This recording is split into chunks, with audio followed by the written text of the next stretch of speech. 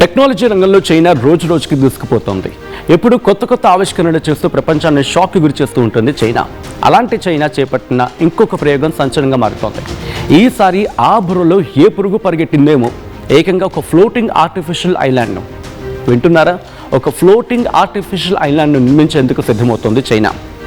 ఇది వాళ్ళ విమాన వాహక నౌకైన ఫ్యూజన్ పరిమాణంలో ఉంటుంది. అంటే ఒక వాహక నౌక ఇన్ ద సెన్స్ ఒక నౌక మీద విమానం అక్కడ కూర్చోగలదన్నమాట. అంటే ల్యాండింగ్ అవుతుంది, టేక్ ఆఫ్ అవుతుంది, అంతా స్పేషియస్గా ఉంటుంది. సో ఆ పరిమాణంలో ఉంటుంది ఈ ఫ్లోటింగ్ ఆర్టిఫిషియల్ ఐలాండ్. దీని బరువు ఏకంగా 78,000 టన్నులు.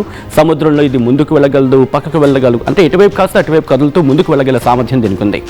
ఇక్కడ ఇంకొక ఇంట్రెస్టింగ్ విషయం ఏంటంటే ఈ ఫ్లోటింగ్ ఐలాండ్ను ఏకంగా అణుదాడి నుంచి కూడా తట్టుకునేలా రూపొందిస్తోంది చైనా. ఇందుకోసం స్పెషల్గా మెటీరియల్ శాండ్విచ్ ప్యానెల్స్ని ఉపయోగించడం జరుగుతోంది. దీనిలో మొత్తం 238 మంది సిబ్బంది ఉంటారు. బయట నుంచి ఎటువంటి సరఫరా లేకుండా, అంటే ఎటువంటి కమ్యూనికేషన్స్ లేకపోయినా, ఎటువంటి వాళ్ళకి ఏవి లేకపోయినా, అఫ్కోర్స్ కాస్త కమ్యూనికేషన్ ఉంటుంది, ఎటువంటి సరఫరా లేకుండా కూడా వీళ్ళు ఇంకా 4 నెలల పాటు బ్రతికేయచ్చు. అంటే వీళ్ళకి కావాల్సిన బియ్యం, పప్పులు, ఉప్పులు అన్ని దాంట్లో ఉంటాయన్నమాట. సో అంతేకాదు, ఇది కేటగిరీ 17 తుఫాన్లను, అలాగే 6 నుంచి 9 మీటర్ల ఎత్తైన అలలను కూడా తట్టుకొని నిలబడగలదు. అయితే దీన్ని 2028 నాటికి ఈ ప్రాజెక్టు కార్యకలాపాలు ప్రారంభించాలని చైనా టార్గెట్గా పెట్టుకుంది.